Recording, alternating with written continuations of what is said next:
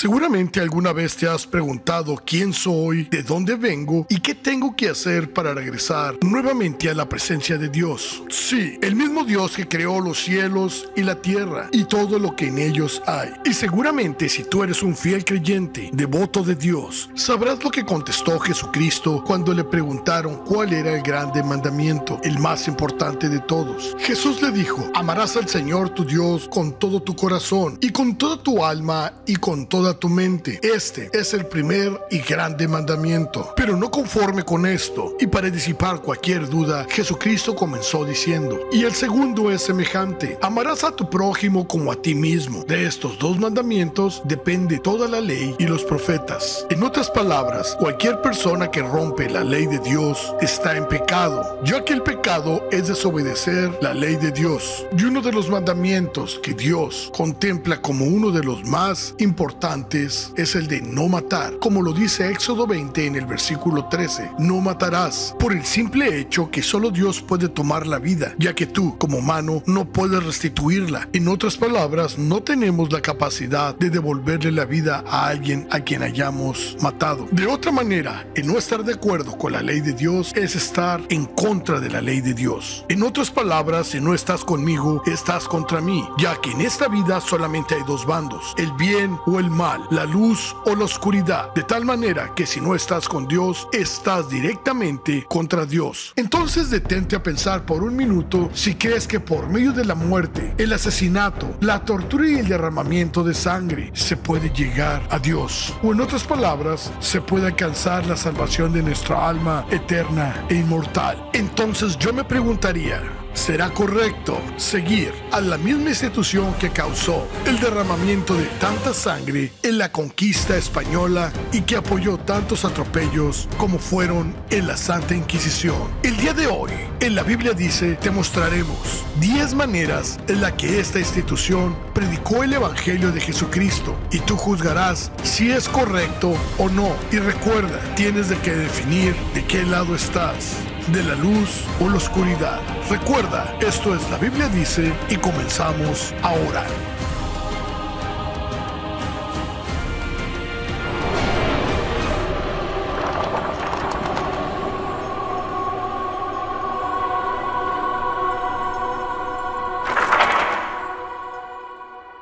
Hablaremos de diferentes torturas exportadas desde el antiguo continente para todos aquellos que no se sometieran a la evangelización de la nueva religión imperante en el Nuevo Mundo, o en otras palabras, las tierras recién conquistadas para el Imperio Español, conocidos como el Nuevo Mundo, demostrándonos el gran amor que esta organización tenía por sus semejantes, por cada una de las personas inocentes que asesinaban y torturaban. Y por increíble que te parezca, todas estas aberraciones, asesinatos, muertes y torturas eran en el supuesto nombre de Dios. La primera tortura de la que hablaremos es la conocida como la tortuga. En esta se ponía a la persona boca arriba en el piso, se inmovilizaba de manos y piernas, se le ponía una tabla arriba y sobre esa tabla se iba colocando peso, haciendo que sus costillas y peso crujieran por el peso y haciendo que este a su vez colapsara, ya fuera por asfixia o porque sus huesos se quebraban. Así era el amor de Dios para estas personas, que no dudaban en dar esta tortura a todos aquellos que no creyeran en las mismas creencias que ellos, o peor aún, que ellos pensaban que estaban en herejía y pecado. O lo irónico era que no aceptaran a Cristo como su Salvador, a todo aquel que consideraban pecador o que estaba en contra de sus intereses, ya que ellos tenían el poder total sobre la vida y la muerte ante las personas. La tortura de la horquilla. Esto consistía en una vara con 4 puntas afiladas que atravesaban la piel del mentón o la barbilla y clavándose también en el esternón. De esta manera el cuello de la persona quedaba totalmente inmovilizado, con un dolor tremendo y apenas con la fuerza suficiente para poder emitir un grito o un quejido. Pero ahora vayamos a la tortura número 3, que es el toro de Falaris, creada e ideada para quemar a seres humanos dentro de la figura de un toro, recordándonos el culto a Moloch, el dios cananeo que se deleitaba en quemar cuerpos humanos en su interior, una práctica inhumana que el mismo Dios aborrecía, de manera que cuando las personas gritaban por tremendo dolor de ser quemados vivos, siendo esta una agonía indescriptible para todo aquel desafortunado que sufriera esta tortura, y sus alaridos y gritos escucharían a través de dos orificios que el toro tendría en su nariz y boca, conteniendo los últimos momentos de vida de la pobre persona que caía en su interior. Pero pasemos a la siguiente tortura, conocida también como uñas de gato, o más bien garras de gato. Estos eran ganchos afilados como un rastrillo que arañaba la piel desnuda del torturado, el cual estaba atado e inmovilizado. Esto permitía arrancar la piel a tiras y desgarrar la espalda, el pecho, el abdomen del condenado. Estas heridas podían infectarse o ser usadas posteriormente para continuar torturando al inocente que caía en esta tortura. Pero vayamos a la siguiente tortura o muestra de amor, como ellos lo llamaban, de esta infame organización que se deleitaba con la muerte y el sufrimiento del prójimo, lo cual era totalmente contrario a las enseñanzas de Cristo, o en otras palabras, prácticas anticristianas. El próximo instrumento de tortura era la silla del interrogatorio. Este castigo inhumano consistía en que se ponía a la víctima que iba a ser interrogada totalmente desnuda en esta silla que estaba cubierta de clavos y de objetos punzantes, ya que en el momento que la persona se sentaba en la silla, los clavos iban penetrando su piel desnuda lentamente, causando sangramiento y un dolor indescriptible, para que la persona confesara desde el primer momento de sentarse en este terrible instrumento de tortura y muerte. Siento que la víctima, aunque fuera inocente, se culpara con tal de quitarse del tormento de la silla, un acto vergonzoso y vil. Y todo esto en el nombre de Cristo. Pero no conformes con esto, también ponían un brasero en la parte de abajo de la silla para que ésta se calentara con la lumbre y el dolor fuera más fuerte e insoportable, creando así una tortura perfecta e inhumana. Y como lo he repetido, todo esto en el nombre de Dios. ¿Estaría Cristo de acuerdo con ese tipo de torturas? Se podría decir que esta silla de tortura era la antecesora de la silla eléctrica que se utiliza en este tiempo, con propósito de torturar o matar a la persona. En otras palabras, una doctrina anticristo, porque era contraria a las enseñanzas de Cristo. Ahora vayamos a la siguiente tortura, la sierra. Esta tortura se presenta sola. La misma tortura que sufrió el apóstol del Señor, Bartolomé, cuando fue cortado por la mitad con una sierra por defender el evangelio de Cristo. Pero en este caso, ellos representaban el poder de la tierra, o sea, a Satanás, porque este castigo no podía llamarse de otra manera más que satánico, para todos aquellos que estuvieran en contra de esta gran organización religiosa. Esta tortura consistía en que con una sierra se iba cortando tu cuerpo lentamente, comenzando con las piernas abiertas y empezar a cortar por en medio, desgarrando tejidos, piel, órganos internos y huesos. Muchas veces las personas no morían hasta que la sierra traspasaba el ombligo o tal vez un poco más arriba, debido a la posición del cuerpo hacia abajo, ya que la sangre corría al cerebro llenándolo y no permitiendo que éste se desconectara o desmayase, haciendo que esta agonía fuera interminable. Porque de esta manera, aunque esta nueva religión o esta organización pregonaba hacer todo esto en nombre de Dios, claramente no lo hacía. Y para esto podemos ver la siguiente escritura: no todo el que me dice Señor, Señor entrará en el reino de los cielos, sino el que hace la voluntad de mi Padre que esté en los cielos.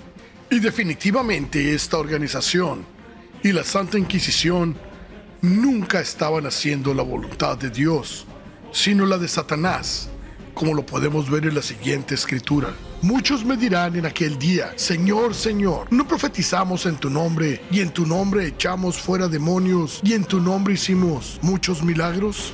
Y en ese momento, el Señor le contestará a los seguidores de esa organización, y entonces les declararé: nunca os conocí, apartados de mí, hacedores de maldad. declarando en ese momento que ellos nunca estuvieron con Dios, sino todo lo contrario, estuvieron con el enemigo, con el anticristo, contra todo lo que no es Cristo y va en contra de Dios.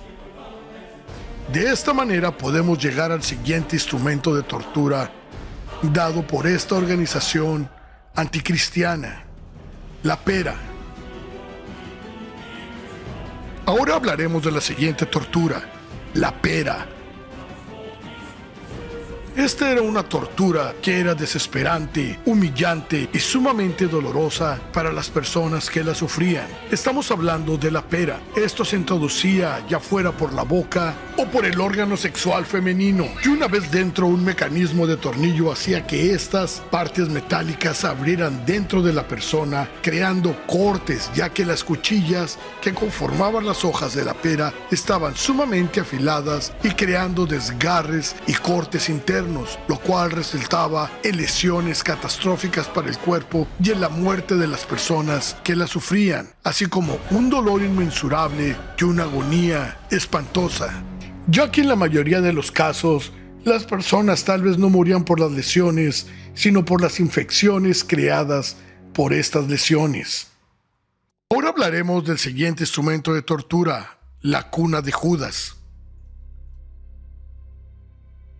Esta tortura consistía en amarrarte de todas tus extremidades y la cintura y dejarte caer lentamente sobre una punta, o ya fuera dejarte caer fuertemente, haciendo que la punta se introdujera dentro del ano, o ya fuera dentro del órgano sexual femenino, creando desgarres y un dolor intenso, todo para conseguir confesiones forzadas de la gente y crear un ambiente de miedo, haciéndose que la voluntad del verdugo y de la organización inquisidora siempre fuera la correcta.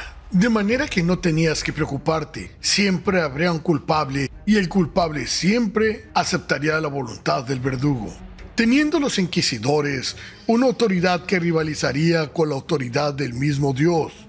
En otras palabras, tendrían el poder para decidir entre la vida y la muerte de las personas.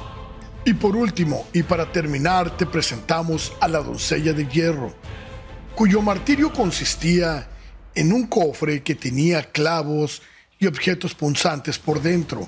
La persona era introducida dentro de este sarcófago y él era cerrado. Las puntas penetraban tu piel y hacían que te desangraras lentamente hasta que confesaras el pecado o hasta que murieras. Aunque muchas veces la víctima ya no salía viva del sarcófago por la pérdida de sangre y por las infecciones creadas por las puntas que se clavaban lentamente en su cuerpo, causando una muerte terrible y dolorosa. Así que ya lo sabes, creerlo o no es tu decisión, de lo cristiano a lo profano, de lo verdadero a lo falso y de la oscuridad a la luz. ¿Y tú? ¿De qué lado estás? Recuerda que toda la información que has visto en el video es histórica y tiene bases. Ahora bien, comenta, suscríbete, participa. Somos La Biblia Dice con Josué García y nos vemos hasta la próxima.